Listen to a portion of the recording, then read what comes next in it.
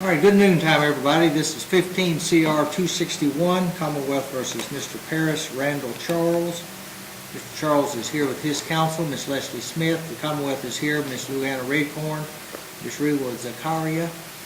And we had set this down for hearing today on several motions. Make sure I've gone through it. I think I've got everybody's motion.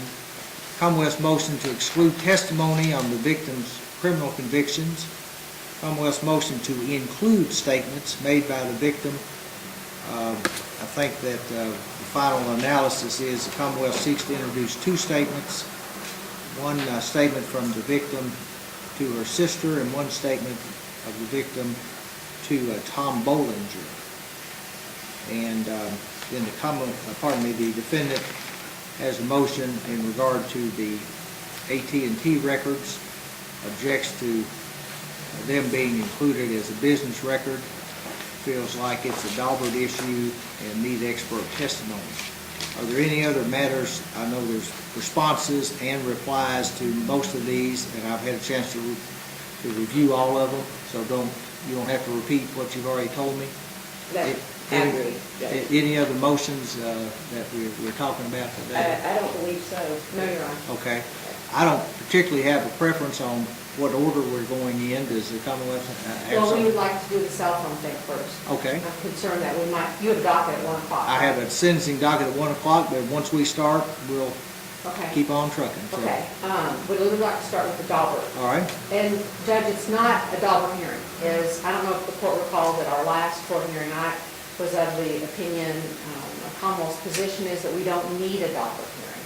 So what we have done is we've brought in the investigator, Dave Richardson, to testify about cell phone records, cell tower information, and what he knows. And then if at the conclusion of this hearing, the court feels like we need a Daubert hearing, and the court does not find that the investigator is an expert on the issue of cell towers, then we intend to get probably an FBI agent who has testified all over the country on cell tower information. It's the Commonwealth's position, and once you hear this, you're going to come to the same conclusion. We don't need that. Okay.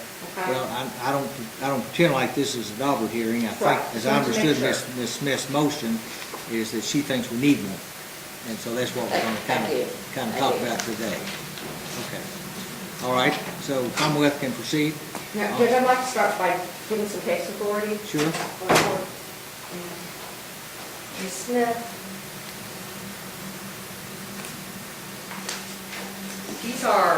There are no Kentucky cases on this issue. Okay. So I have some other state cases and a federal case that deal with the admissibility of analysis that are done with what's called historical cell tower data, cell tower information. These are all cases where it was found to be reliable and admissible. And in some of these cases, even go so far as to say that a Daubert hearing was not needed.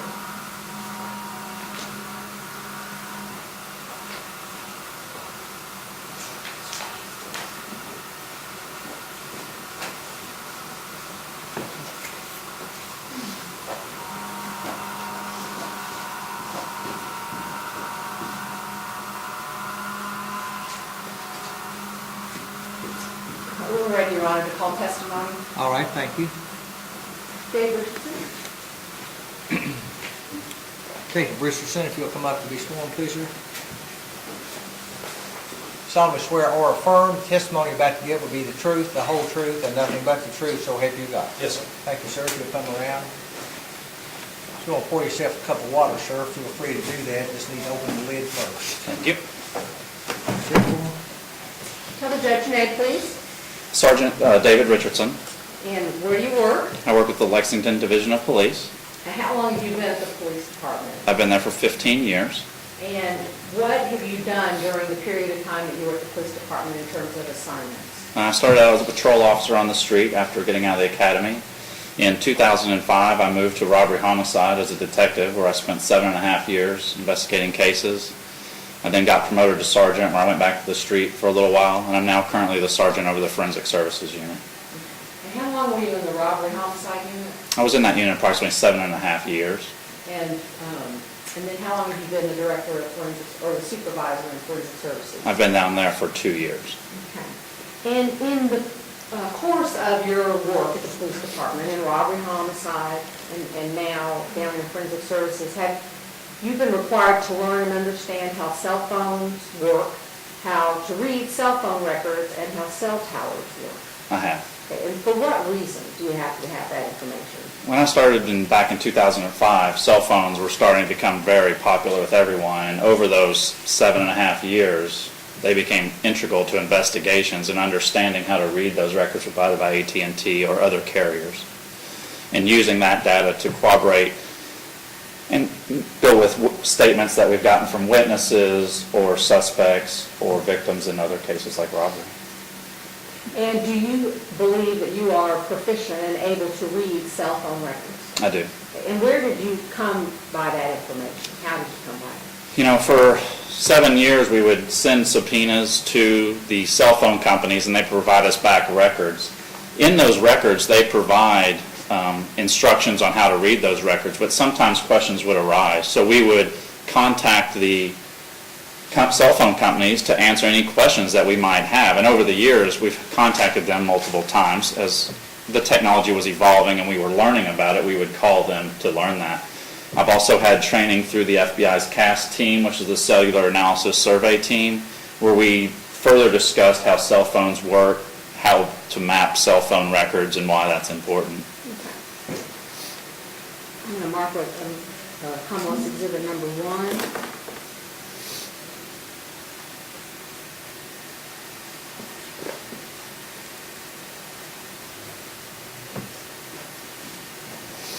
This is the court exhibit, and I don't know if you want a copy for your, separate from that, or, okay. Whatever you want to do. You can hand him the original thing, so I'll... That's okay. Okay. Tell me what you've got there in front of you. This is a listing of all the classes that I've been to throughout, most of the classes that involve technology that I've been through as a police officer. Okay. And turn to the second page, the bottom one, understanding investigative techniques for modern telecommunications. Is that the CAST training you were talking about? That is. What does CAST stand for? CAST is the Cellular Analysis Survey team. It's a group set up to help local law enforcement with cell phone issues, and they provide training to us to further our knowledge of cell phones and cell phone records. And what agency does CAST come from? They're from the FBI. Tell us about this CAST training in October of last year. We started out by just learning about how cell phones connect to towers, how that is important to understand. We also then talked about how the records are obtained and how to use those records to map them and to show who called who or who received a text message from who, and the importance of understanding time conversions and the location data. Okay. And this was a 2-day training? It was. Had you been doing that very thing, though, before you had the training in October? Yeah, but for really the 7.5 years that I was in robbery homicide, we would get our training by, forums with other detectives, with Google searching, by calling the actual carrier that provided the records so they could answer any type of questions that we might have. And then after a while, the questions, obviously get less and less as you've looked at records over and over again for multiple cases. You also mentioned that the cell phone carriers provide you with a key That's correct. to read the records. I'm going to mark a whole group of items. This Commonwealth's Exhibit number 2.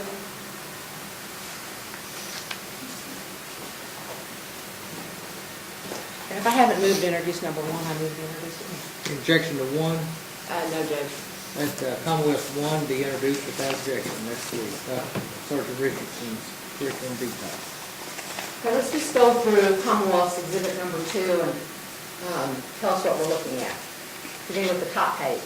The top page is a search warrant that was written by Detective Schoonover to obtain cell phone records for 2 cell phone numbers. Those 2 numbers were 859-358-9124 and 859-333-1681. And who were those cell phone numbers identified as belonging to? They belong to AT&T.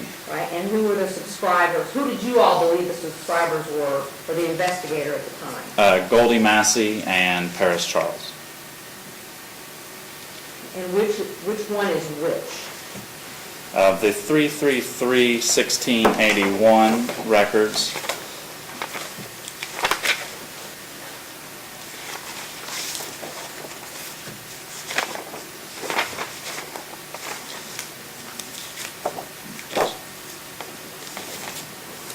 belong to Goldie Massey, and the 358-9124 belong to Paris Charles.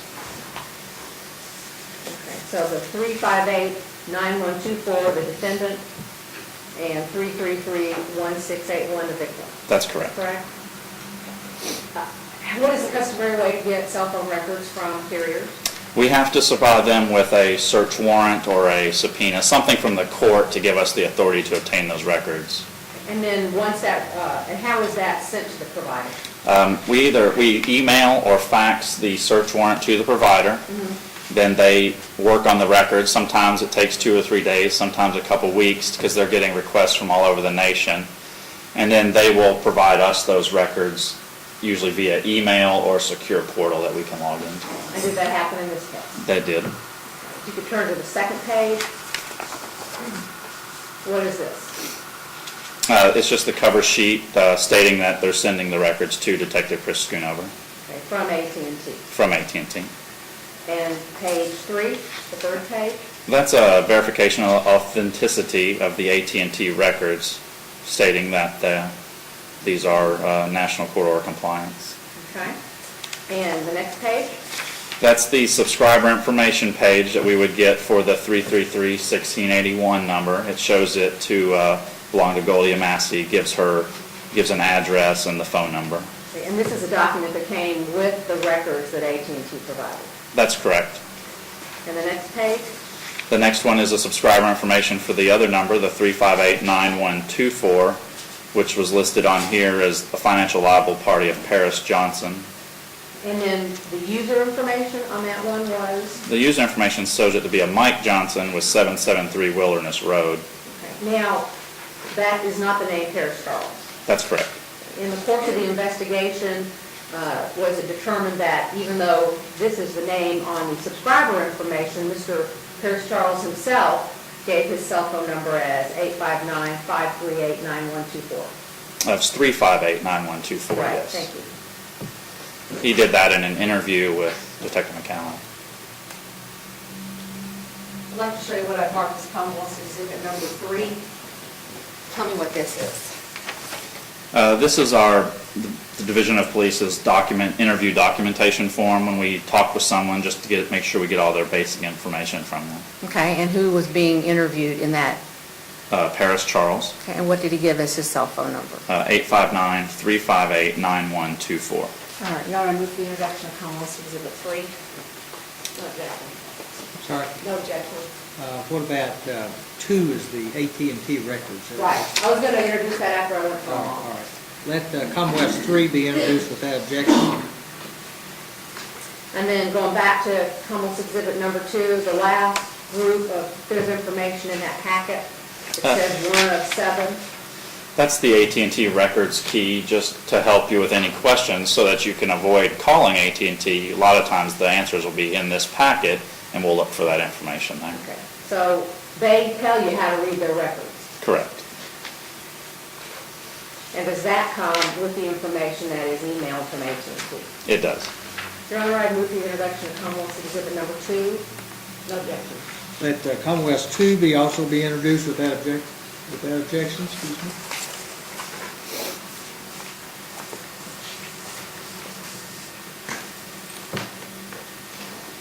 After Detective Schoonover served the search warrant on AT&T and they provided the information that had been requested, were those documents or that information given to you?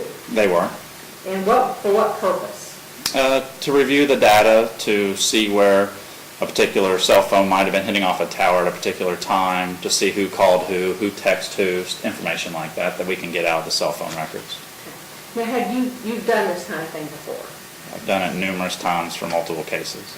And have you testified in court previously, first of all, about the contents of cell phone records? I have. Have you testified in court regarding how cell phones work? It's generally pretty well known about how cell phones work connecting to a tower, so I don't know if that's really ever come up in court. I mean, I've talked about cell phone records in general quite a bit. But in the context of reading the record, Yes. you have to have at least some working knowledge of how a cell phone works. The number is Certainly. dialed, okay. And then have you testified in court regarding cell tower information? I have, because to show the location of the cell towers. Okay.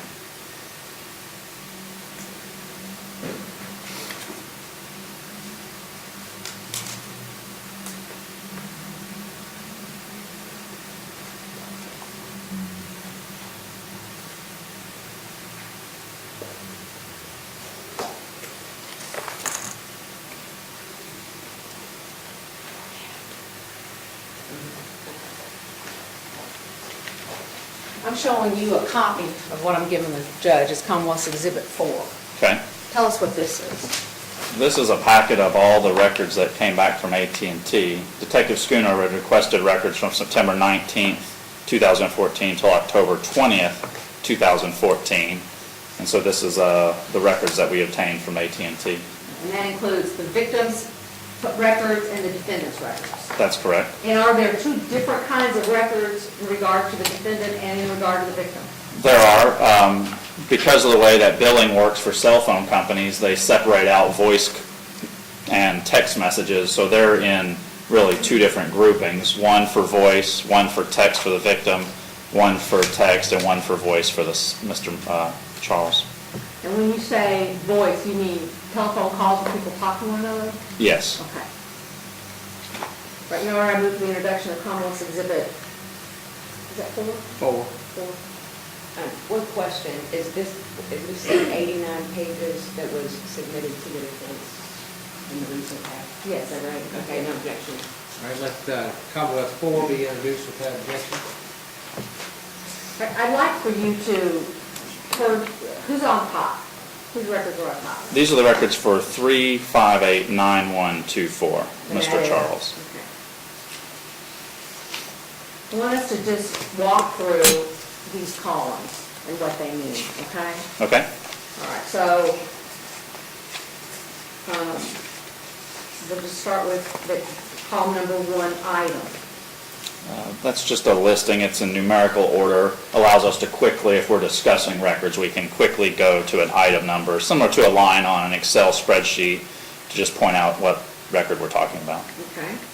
Then the next column, CONN dot or period, date. That's the connection date, or the date that it was connected. And what's being connected there? These are cell phone calls. Okay. The third column, That's connection time, and it's UTC. So when AT&T sends records, they're in universal time code. So in September, that would mean that all these records are 4 hours off. And so usually in computer type things, so that everybody's on the same page, they set it for universal time code. It's easier for them to provide records. They don't have to do translations. They make it us to do it. And so in September, we know that we need to take 4 hours off of universal time code to get to Eastern Standard Time. well, in September, was it Eastern Standard or Daylight Savings? Eastern Daylight Savings Time, and now we're in Eastern Standard Time, so if we had records from January, it would be 5 hours off. Okay. But these records would be 4 hours off. And is this universal time code, is that the same as Greenwich Mean Time? It is, they're interchangeable, the two terms. Okay. All right, and so explain to me, in order to know what time the call was made, if it was made in Lexington, Kentucky in September of 2014, what do you have to do with that connection number? That connection time, you would take 4 hours off of that. So where this shows 6:56 a.m., you would take 4 hours off, so that would be 2:56 a.m. on the 19th. If you had one where the date, where it may roll back past the date, you'd actually have to subtract a date from the connection date also. Did that happen in this case? Yes, ma'am. So if there was a call on the, If there was a call anywhere between midnight and 4 on these records, you would have to take 4 hours off, and therefore the date would actually change to go back between 8 p.m. and midnight. Okay. All right, seizure time? Now, that's the amount of time that it takes to connect the call from the cell phone when you hit send till the call is actually connected. Okay. PT? That's the elapsed time, or how long the phone call lasted. Okay. And that's in minutes and seconds? That's correct. Originating number?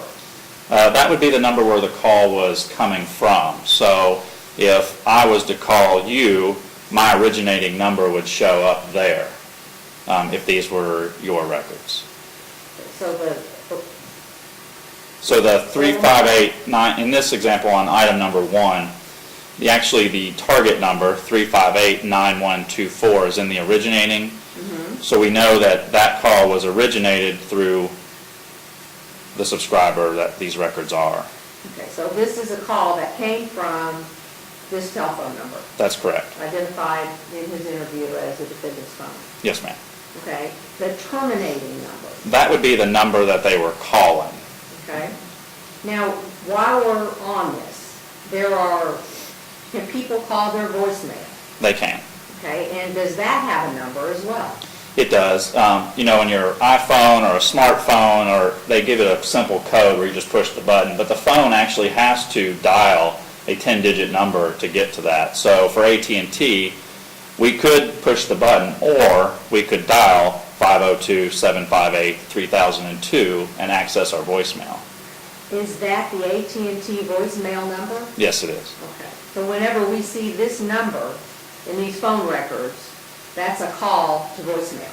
Yes, they have several numbers, but that is definitely one of them, yes. Okay. All right, the IMEI number, what does IMEI stand for? That's the International Mobile Equipment Identifier. Basically the serial number of every cell phone. Like every individual cell phone has a serial number? Yeah, it's similar to a VIN on a car where that's 17 digits. This is just a 15-digit number that's unique to every phone. So we can know the actual phone that placed the originating call. That's correct. The IMSI column, what does that stand for? That's the International Mobile Subscriber Identifier. In a GSM cellular network, you have the little SIM card that you put in. That number represents that SIM card.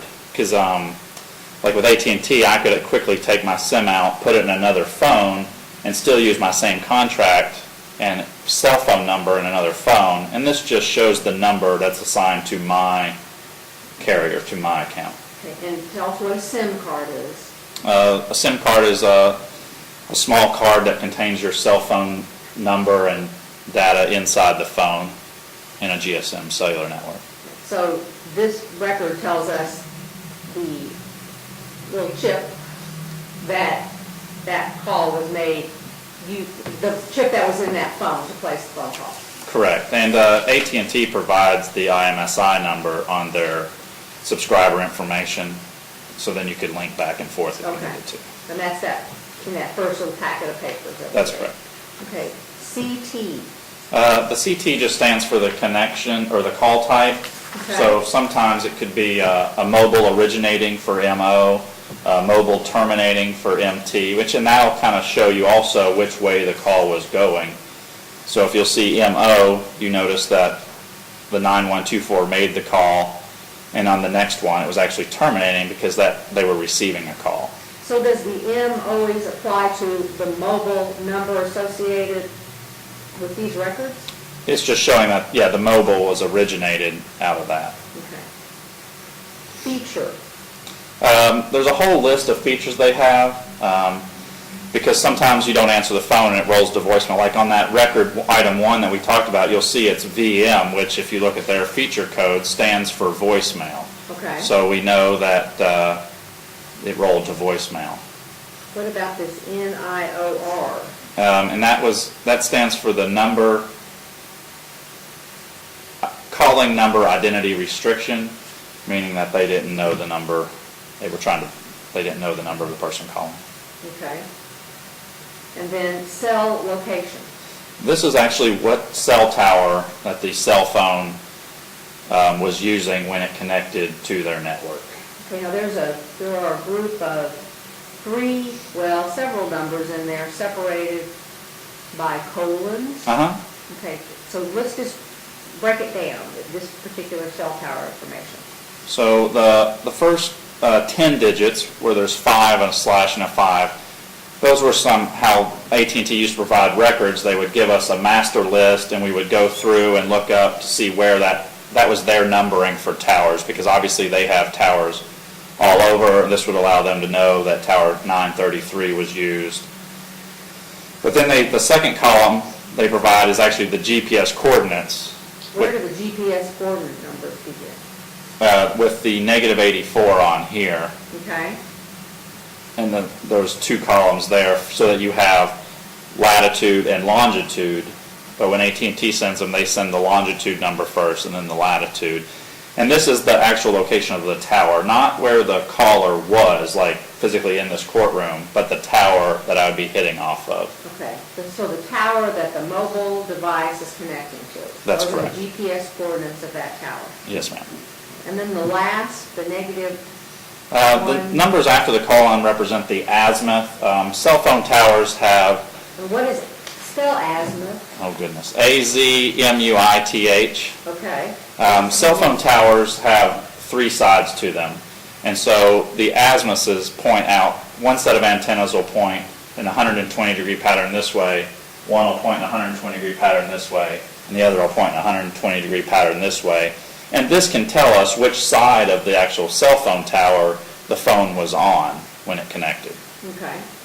And I'm jumping way ahead here, but did you use that information, the azimuth information, in determining where the defendant's phone was the day that she went missing and a couple days later? No, we just showed where the physical tower was on a map with a dot. All right, we'll go back to that in just a few minutes. I want to talk a little bit more about cell phones. So explain to the judge how cell phones work, basically. Okay, so my cell phone is on right now, and what it's doing is it's looking for the strongest signal that's out around. There's multiple towers downtown, but one of those has the strongest signal. So my phone picks that strongest signal because AT&T set it up that way so that I'll have the best experience possible when I make phone calls. I don't drop calls. I make sure I get all my data to me. So the phone is reaching out and determining which is the best signal. But it also knows that other towers are nearby, and it knows how strong those signals are too. So if I start to move somewhere, the phone will know that, hey, we're going to need to move signals because we can't stay on this tower because he's moving perhaps in a car or something, and then the cell phone will switch to the towers. And AT&T will actually even provide us with that data of the first phone call when I started the call and the last call to show where I ended up at. Okay, and is that in these phone records? There are several instances in these records where you can see there's like a 7 or 9 minute phone call, and you can tell that they start at one point and then there's a last cell phone where they've traveled, and the phone is handing off to different cell phones as it goes. AT&T only provides us with the first and the last cell phone, not all the towers in between. Okay. And would the phone ever randomly reselect another tower that's close by? No, it's going to pick the strongest signal, which is generally within the cell phone that you can see or least obstructed to you. That's going to pick the strongest signal. And does this, you mentioned that, but it's always looking for these other towers around it. Yeah, if you're at a UK basketball game and you're at a tower and there's 24,000 other people there, a lot of times that tower may be full, so it has to know, okay, here is another tower.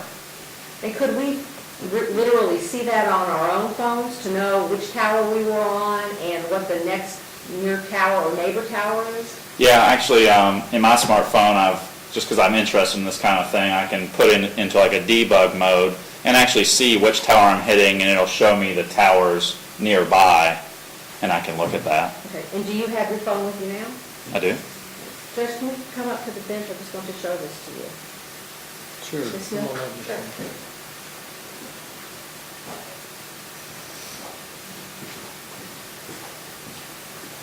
Come on now.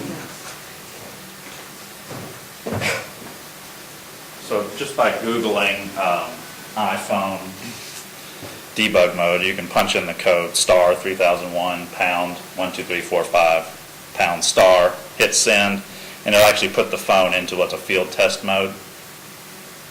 And then what you can do is you can actually see the serving cell info, and it'll tell you Can you see that? it'll show you the phone, the tower information, and actually it'll show you the decibels that it's getting. And then, of course, you can go into the reselection candidates here, and it'll show you that there's reselection candidates list, and it's showing, and of course, everywhere we move, it different towers are picking up, so it'll show different towers on here. So here's a neighbor cell list, 0 being the tower I'm on, and I'm also within Tower 1's range if it needed to switch to that one. Oops. Now, show me again, what tower are you pinging off of right now? How would I know that? 0, it starts with 0, knowing that I'm on that tower. Okay. And then it knows the other towers, like 1 here, it would be the next tower if I was to move and got a stronger signal. But if I moved around the building, or actually down the street, this list would grow. I mean, sometimes when I'm on New Circle, it'll be like 5 towers that it might see, but it's still going to pick that closest and the strongest signal. All right, the 0 tower, how do I know where that is, if I needed to know where that is? If you needed to know that, you would have to know the physical cell ID, which as you can see is 511 here. We would have to have a listing from AT&T like they provided in those records where we talked about the first 5 numbers and the second 5 numbers. Those would correlate to towers in town. And you would be able to say, all right, tell Tower 511 is located at such and such. Yeah, and then they'll provide me a master list and give me the actual GPS coordinates of Tower 511. But in these records that we got from AT&T, the actual GPS coordinates were already included in that. Yeah, they've made them a lot easier over the years. It used to be you had to look at that long list and go over here, and now they've made it where this is the old way to do it, but here's the new GPS coordinate to look at the records. And if we punch that into Google Earth, you can actually really see the tower sitting there Right. at those GPS locations. Okay, and we'll do that in a minute.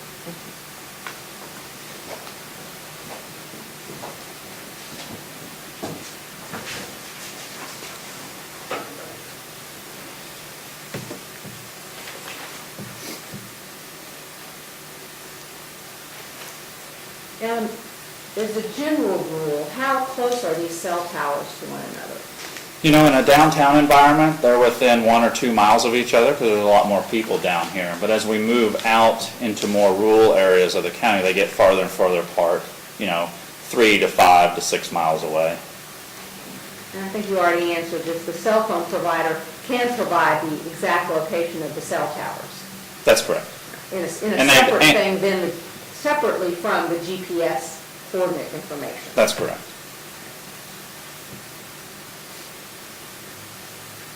Now, let's go back to the cell phone records. Okay. Using the cell phone records, were you able to put the phone that was the defendant has identified as being his, that number, put that phone with locations in this county and in Scott County, and in Cynthiana is in Harrison County, I guess. Victim was in Harrison County. That's correct. Back on the last day that she was seen. Uh-huh. Now, let's go to the top page, the one that is the defendant's cell phone records. Okay. Actually, I want to start with hers. Okay. What was the first date that you looked for, the first date and time that you looked for regarding the victim's either cell phone or text messages? I started on the 20th at 8:30 p.m. I spoke to the detectives, Detective Schoonover and McCowan said they gave me a start time, and so I just started at 8:30 on the 20th. Okay, so in that, the thing that the big thing of records that I've introduced, is it a phone call or was it a text message? There was a phone call that happened actually at 8:30 on the 20th. Okay, so if you turn to the third tab then in the records, Uh-huh. there's Ms. Massey's phone calls. What item number? It's going to be on page 11. Okay, which is in the bottom right. And then the item number is item 184. so third tab, page 11, item 184. That's the very first item That's the first item on that on that page. page? Okay, all right. So read through that item. Let's just Okay. read through this one so you can get So the item number is just so we could all quickly find it. right. Now, we really need to start at the connection time, because right now it's showing 0030, which would be midnight 30 to convert military time to normal time. But we know this is in universal time code, so we have to take 4 hours off. Okay, So when we take 4 hours off and we go 12:30, 11:30, 10:30, 9:30, 8:30, we know that it's 8:30 on the 20th. okay, so the date goes back. That's correct. Because we went back to midnight, and the Uh-huh. time is actually 8:30 PM. That's correct. And on that day, did Ms. Massey make a phone call? On that record, the originating number would have been a 298-4551 was somebody that called. Okay. The terminating number, which is 333-1681. Okay, so she received a phone call. That's correct. And so when we go over to that CT column, it says MT, mobile terminating. She was the, Correct. It terminated at her at her phone. phone, okay. Right, and how long did And- it take for her phone to connect? It took 11 seconds for her phone to get the data and then connect back to the tower, and then the phone call started. Okay, and then how long did that call last? It lasted 17 seconds under the ET column. Okay, and what kind of phone was she using? They've also provided with that IMEI number, they've told us that's a Nokia Model 520. Okay, and then under cell tower, were you able to determine what cell tower that phone was connecting to? Yes, under cell location, they give us the longitude and latitude, and I can put that into Google Earth, and then it'll show me that tower. Okay. Now, and where was that tower? That tower is actually in Cynthiana, Kentucky. Okay, when did you next look at Ms. Massey's cell phone or text message? Well, I followed every record until actually her phone stopped getting tower information. Okay. Then let's talk about where that phone was moving on Mhm. that day then. So on the 20th, we looked at 8:30 PM, she's in Cynthiana. Correct. Go to then, say, 20 minutes later, where was she? 20 minutes later, that next tower in the records, if you type that in, you realize that she's going towards Scott County. She's out on the side near the airport. There's a Okay. tower out there. Now, what item are you looking at? Well, I'm looking at item 186 Okay, and the cell location in the very right. Once again, if we put in the 38.22842, -84.38886, that tower is located just outside the Scott County Airport, or near the Scott County Airport. okay. And go back to the beginning of 186. Uh-huh. What time was that call? That call would have been at 8:52 p.m. Okay, On the 20th. on the 20th. on the 20th still. Right, and who made the call?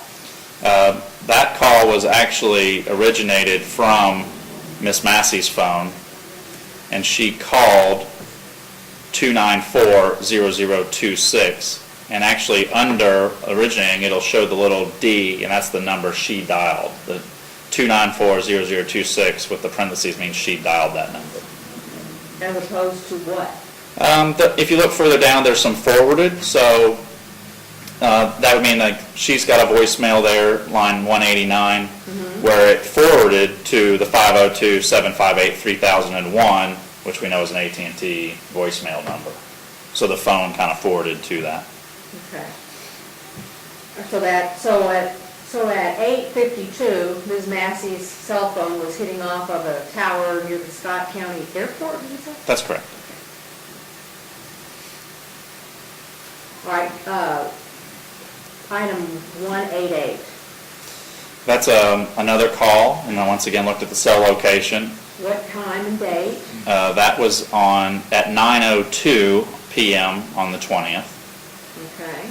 So approximately 10 minutes after the call that we just saw at the Scott County Airport. And then when we type in that GPS location, we show her in North Georgetown near Cherry Blossom, that neighborhood and golf course. There's a tower up that way. And is there a Walmart up there as well? There is. And are you aware, or were you made aware that in the course of the investigation, she went to the Walmart to meet the defendant? That's correct. That's what the original detectives have learned.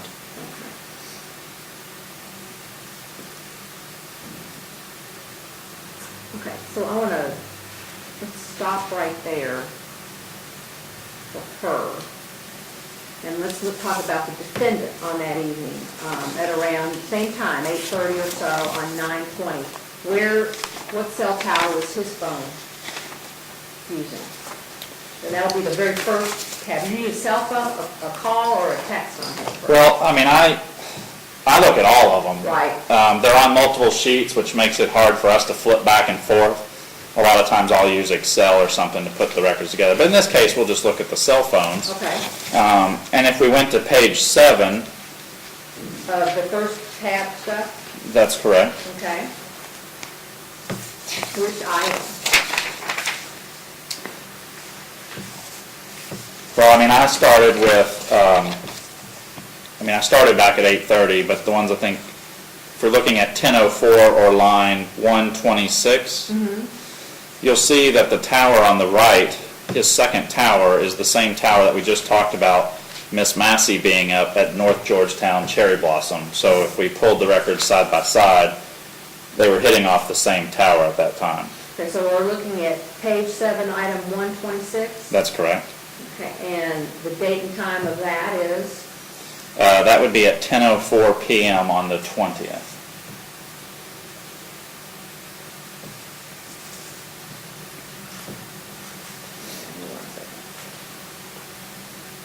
Sergeant Richardson, let me ask one silly question. The fact that they were both hitting off the same tower doesn't necessarily mean they were together. They could have been in separate cars driving down the street. That's correct. We're just saying that I would say they're in the same vicinity. Okay, all right, but not, I wouldn't use the cell phone records to say they were Together. standing right beside each other, but I think there's other investigative means to do that. okay, Right, and we're not saying that, Judge. okay. Okay. We're not pinpointing the exact location Okay, of anyone here. Okay, so at 10:04 on the 20th, he is hitting off the same tower she's hitting off of. That's correct.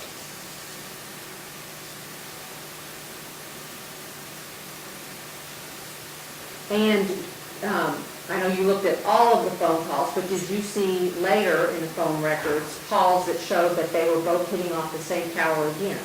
They were. At approximately 12:40 AM on the 21st, which is, What item number? it's 127 on Mr. Charles's records. Okay, so one, is it this time, is it actually 9/21/14?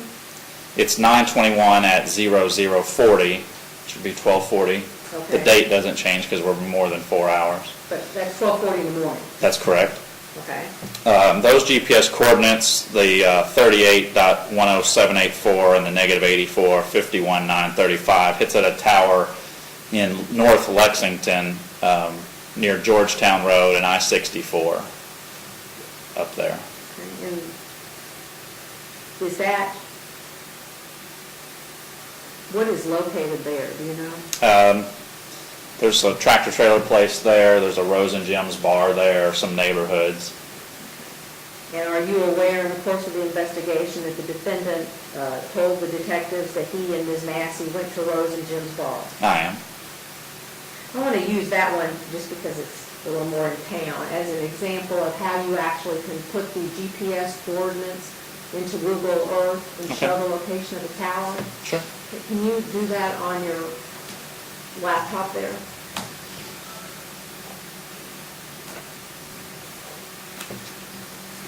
Can you turn on the lights just a little bit, please?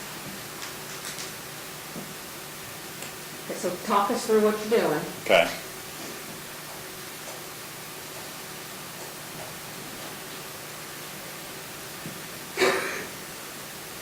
All right, so obviously I just go to Google Maps here.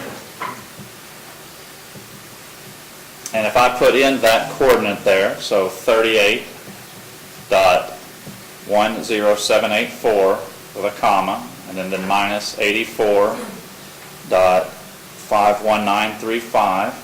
Oh, now, hold on, which one are we looking at? Which item are you looking at? Line 127 on Mr. Charles's records.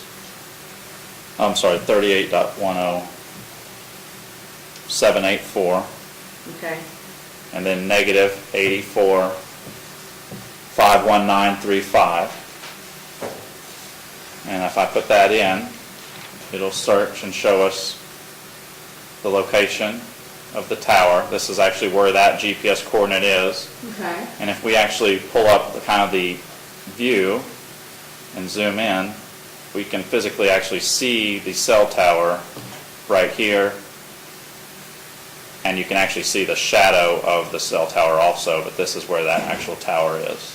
Okay, so you just used the information that AT&T gave you in the cell phone records to physically locate the tower. That's correct.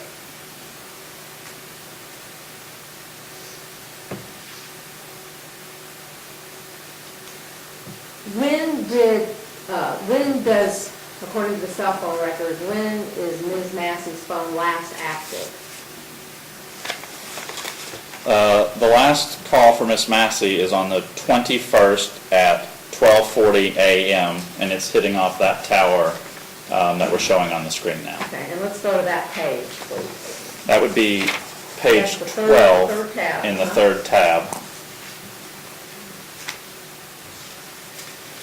Page 11? Page 12, 12, I'm sorry. item number 218. Okay, And if those are the same coordinates that we just put in, the 38.10784 and minus 84. We can still see those up here if I open this window. And that hits off that tower. And if you look at the records on page 13, you'll see that we're not getting any cell phone data. The features are always voicemail, meaning that the call, and all of them are forwarded under the originating number. yes. And that was the last time that her phone hit a cell tower. Okay, and what was the date and time of that? That was on the 21st at 12:40 a.m. That was item 218. Yes, sir.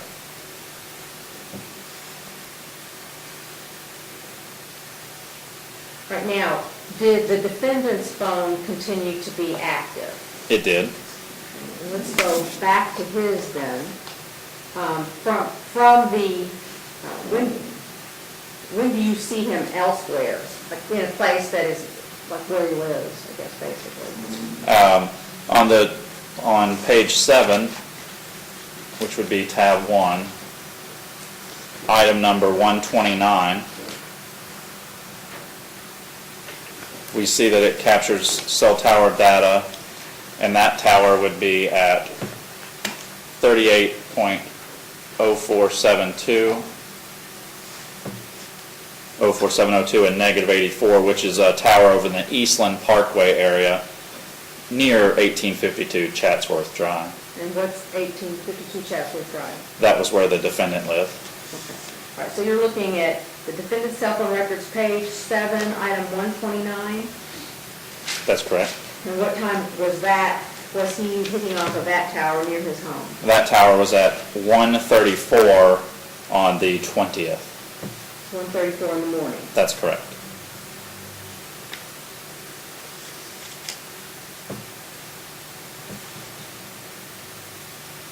On the 21st. That's correct. Okay, I think you said the 20th, but you mean the 21st, right? 21st, I'm sorry. Right, okay. Okay, now I know that you looked again at all the movements that he made, but 2 days later, was his phone hitting off a cell tower near the Kentucky River? It was. Okay, and what item is that? That would be on page 9, item number 163 at the top. Okay, item 163, let's do the dates and conversions. So it's on the 22nd at 8:38 in the morning, 8:38 a.m., Okay. What item were you at? 163. Thank you, sir. So it'll be the 22nd, and when we take our 4 hours off, it's at 8:38. Okay? It's a 7-minute long phone call. Does it have different, does it originate with one tower and terminate with a different tower? It does. Okay, can you actually demonstrate what tower it begins with and then what tower it ends with?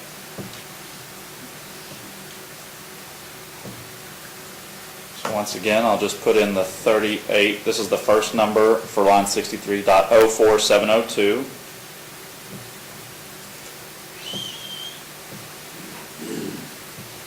And then the negative 84.45299.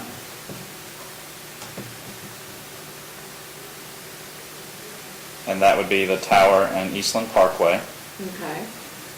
And then if I change those coordinates to the second set, which would be at the end of the call, 37.87452, comma, minus 84.3391.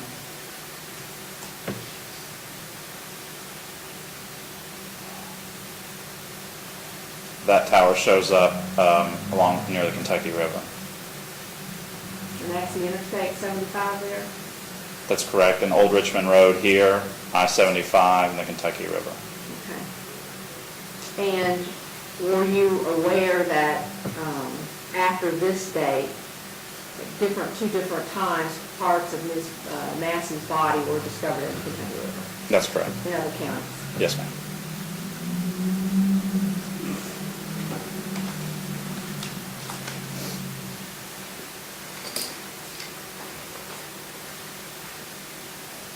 Are you able to say, I think the judge had already asked this, that these two people were together just because they were hitting off the same cell tower?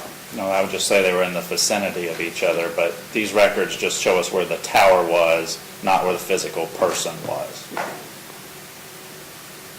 That's all the questions I have, Judge. Ms. Smith? Thanks, Judge. When you began talking about the knowledge that you have in analyzing data like this, a lot of that knowledge you picked up by just calling AT&T, is that what? Well, I mean, we've, through investigating with AT&T, Sprint, all the carriers, because all their records are different. We're fortunate in this case that they're both on AT&T. By talking to those technicians that provide that, they're able to answer any questions that I might have about it. Okay. Then I've received the training through the FBI and then through other, forums where other detectives are talking about cell phones. Did you receive some kind of a certification after going to the FBI training? I don't think it's a certification. It was just, I went to the class. Okay, it's a 2-day class, right? That's correct. And this, tell me a little bit about that. What exactly do they get into? Is it specific to cell tower data or? Yeah, we started off talking about cell phones and how they connect to towers, the stuff I talked about the phone picking the strongest tower. We then got into a lot of mapping of the cell phone records and how to put that data into a map program, be it Google Maps or any MapQuest or anything, and look to see where that tower was at. Okay, and this training was October of last year? That's correct. Is that 2015? Yes, ma'am. Prior to when you analyzed the data in this case, is that right? Yeah, this is an ongoing thing. And to be clear, this universal time code, is that what you called it, right? Yeah, but actually I would have analyzed this. These records weren't even received until November of 2014. So yes, Okay. I would have done it between them. Okay. And again, universal time code, is that an AT&T specific term, or do other cell phone companies use that? It's used across the board in computers, in cell phones. It's a well-known, universal time code is well-known and interchanged with Greenwich Mean Time. It's where all the time starts from there, and then we move. As we go through our time zones in the U.S., everything is reflected back off of that. Okay. And to be clear, the math involved with it's minus 4 hours, all down this column. That's correct. Every single page, right? Yes, Including text messages? correct. Okay. The key that they give you to read the records comes in every set of records, doesn't it? Usually, yes. Okay.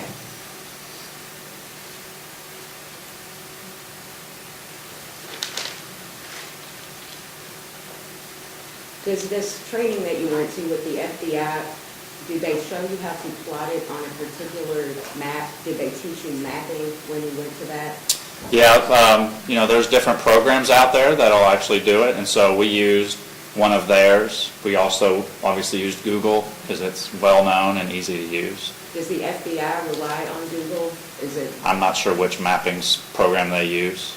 Does it matter which mapping program is used? No, those or- coordinates are going to show the same no matter what map. I mean, that's the physical lat and longitude number of where a tower is. Okay, they don't train people to use Google Maps specifically, right? No, there's multiple Okay. tools out there. So Google Maps isn't the gold standard, No. right? And you can put this into MapQuest just the same, and it'll show you exactly the same thing. That's right? correct. Okay. You said that you testified a number of times in court about towers. Has anybody ever checked your work? Someone maybe at the CAST program or? Not with the CAS program. Okay. I would say that by the time we come to a trial, we've had multiple detectives look at it. We've had multiple attorneys to look at the data to make sure that everybody's on the same page. And we'll go through the same thing and explain to the jurors the times and how to convert it, because most jurors never have to deal with stuff like that. So we go through the process of explaining to them, like we've done today, how times are affected and everything. Okay.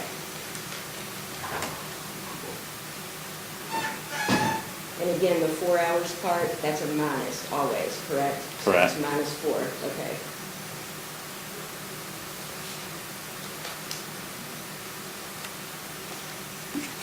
As far as ET, I'm just going off kind of what you did when you went through these columns. Uh-huh. Can you define that again? For ET, that's the elapsed time, the Okay. amount of time that the call lasted. You cannot tell, correct me if I'm wrong, I might be wrong, whether or not that would show that a call went to voicemail. Is that right? From the ET column? Yes. From the ET column, no, but that data is in other columns. Okay.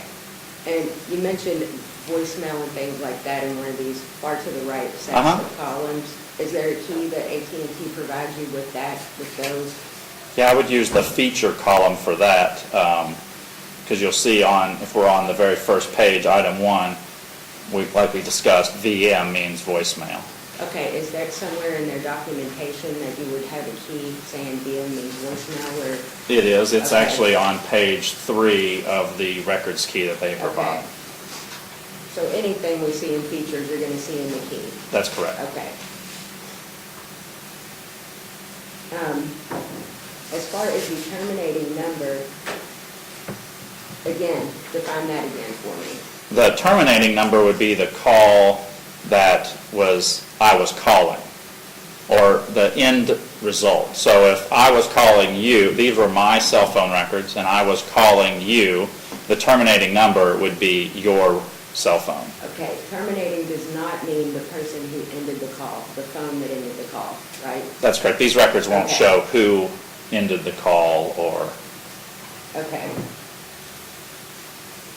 With regard to the IMEI and the IMSI, you would agree that those two columns, there's one number in the IMEI, and then there's another number in the other column, right? That's And those are correct. the same all the way through the records. I would have to look through each page to confirm that, because if you got a new phone in the middle, Okay. just browsing ahead, it appears that they've used the same phone. Well, let me ask it this way. As far as IMEI next to IMSI, if you see the number on the left, you're going to see the coinciding number on the right. That SIM card's in that device, correct? There's no mixing and matching between that. I mean, you could. I've had records in other cases where people will take a SIM card out and stick it into another phone, and then in that case, they would be different. But in this case, without looking at each individual line for that type of data, it doesn't appear that Okay. they've done that.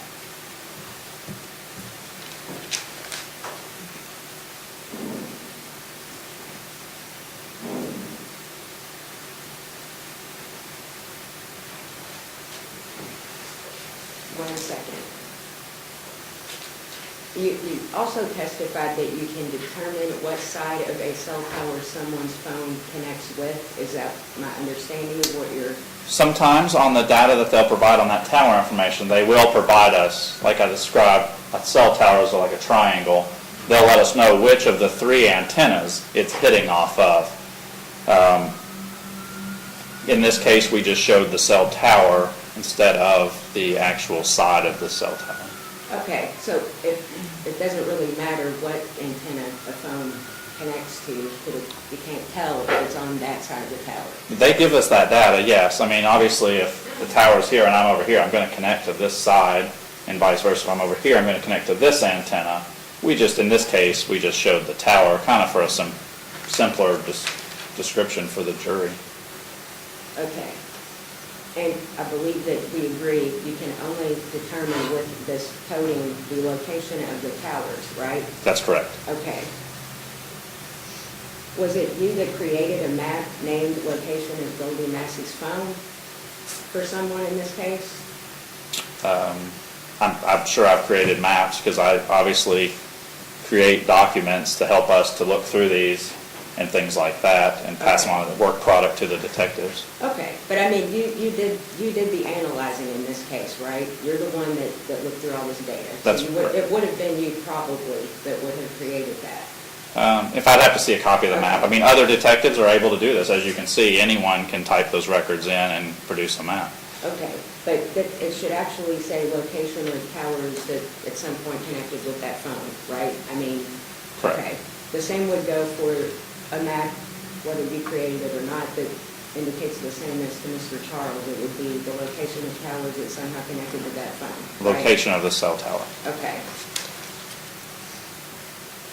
And you mentioned as well that, and I want to be sure that I'm clear, Mhm. because you talked about how a phone is always searching for the strongest connection to any given tower, right? Correct. You use the UK game example. We've all been at a concert where you can't get a signal at all. It's so frustrating, right? That's correct. Okay. So is it correct that the strength of the signal is not determinative by the distance of the device to the tower? It is. It's, you obviously the closer to a tower, the stronger the signal. In that case, there's only so many people that can connect to one tower. And at a concert or a UK game where you have 20,000 people there, that tower is full. Okay. How many makes it too full, do you know? Does it depend on the tower or? Yes, ma'am. I would have Okay, that does that information. have anything to do with the weaker signals that people get when they're out kind of in the country? That tower can't handle any more than so many devices connected to it, I mean, every tower is going to have a maximum number of connections. Okay. The weakness that you talk about is the distance to the tower, which that changes of how far you are from the tower, not how many people. You're either going to get a signal or you're not on that tower. If you don't get a signal, what does that mean? I just want to make sure I'm clear. That you're too far away from it, or? Well, then your phone would try to find the closest, the strongest signal and connect to that tower. Okay. Can you determine the distance of the device to a tower? Not with these records. Okay. Are there any records that do that? There are. Okay, but they're not included here, right? They are not. Does AT&T have that information somewhere within their company, or is this the most complete information that? AT&T has started, cell phone technology is evolving. I don't know that in 2014 if they had that or not. Now we do get some other data which is a little more precise, but I'm not sure when that started occurring. Okay.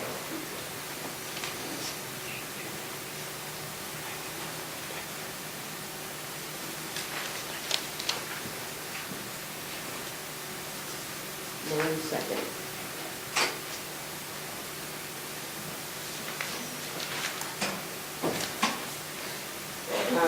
Also, with regard to this, what this data shows as far as connectivity to a tower, can you tell us, if you know, how far the range is, the distance around a tower is going to be for a phone to connect to that tower? No, that would be, each tower would be set up different by the carriers so that the experience could be the best for everybody. Are all these towers AT&T towers? They lease them from one another, right? That's correct. Okay, there's no uniformity amongst the towers, this is evolving, so maybe not, but as far as what their strength needs to be, what signal they need to put out so that a phone can connect to them? Yeah, one of the AT&T technicians would set that. I'm sorry? An AT&T technician would obviously set how far towers broadcast or whatnot. Oh, AT&T has a technician that sets the distance a phone can be to connect to it? Is that what you're, They would set the strength of the tower. Yeah, a technician would do that with AT&T. okay, so not all towers are alike, there's no, there's a 10-mile, this tower's in the middle and there's a 10-mile radius and any tower. That's correct. No, every tower would not be identical. Okay, can you tell in these records the strength of the towers, how I far cannot. that the device would have had to have been? No. Okay. You mentioned that in one of these pages, and I don't remember which one, that Rose and James Bar was near a particular tower, right? That's correct. Did you search for the location or residences of any of the people that were interviewed and determine that they lived near that tower too? I just provided the map showing where the tower was that they were hitting to the detectives. I'm not 100% familiar with the case and as far as all the other interviews they've done. You were just comparing these two sets of records only then? That's correct. I was asked to Okay. map these records that Okay. you've done. You were asked to map something? Yeah. Okay. Can you define active? A moment ago, you said that her phone was no longer active.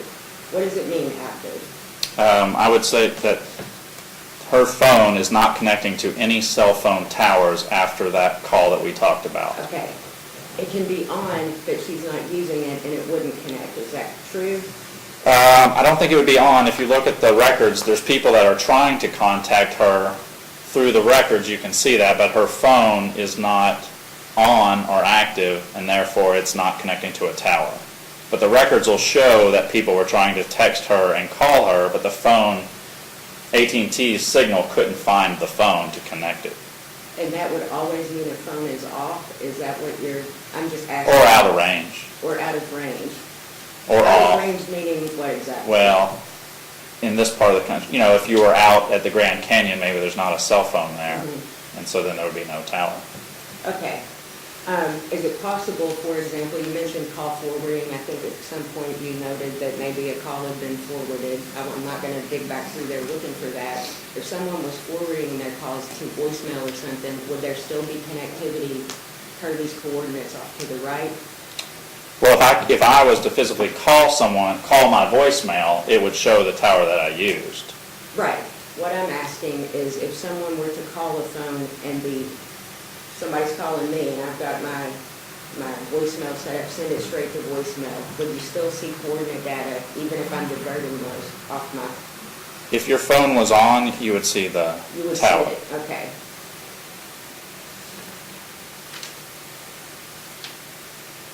You mentioned another coordinate that appeared to be within the vicinity of Chatsworth, correct?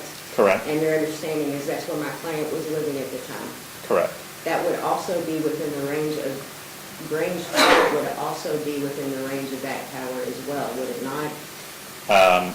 Not really familiar with where Range Court is, to be honest, Okay. and I don't know where that tower, if it's near Eastland, then that tower was near the Eastland A couple Parkway. of blocks maybe, would that put it within the range of that tower? That would depend on how the towers were aligned, but yes, it could be. Okay. How far can someone travel without a phone switching to another tower anyway? I wouldn't have that information. Okay.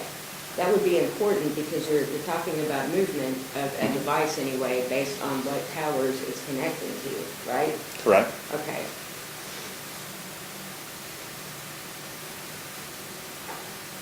What is, if you would like to look at the map again, it might be the easiest way. Do you happen to know what the distance is between this Eastland Tower and then I-75 with the Kentucky River? If I was going to drive there, how long would it take me?